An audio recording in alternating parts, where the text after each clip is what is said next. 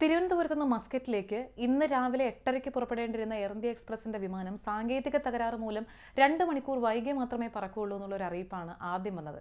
അങ്ങനെ Indian time രാവിലെ 10:30 air India എക്സ്പ്രസിന്റെ വിമാനത്തിൽ കയറിയിരുന്ന 142 യാത്രക്കാരും യാത്രയ്ക്ക് തയ്യാറായി ഇരിക്കുകയാണ്. ആ സമയത്താണ് വിമാനത്തിന്റെ ക്യാബിനിൽ നിന്ന് വലിയ രീതിയിൽ പുകയുയരുന്നത് യാത്രക്കാരുടെ ശ്രദ്ധയിൽപ്പെട്ടത്. പെട്ടെന്ന് തന്നെ അവർ ബഹളം വെച്ച് ക്യാബിൻ ക്രൂവിനെയും പൈലറ്റിനെയും വിവരം അറിയിച്ചു. ഫയർഫോഴ്സും CISF ഉദ്യോഗസ്ഥരും ഒക്കെ സ്ഥലത്തെത്തി ഫ്ലൈറ്റിന്റെ എമർജൻസി ഡോറിലൂടെ 142 യാത്രക്കാരെയും സുരക്ഷിതമായി പുറത്തിറക്കി.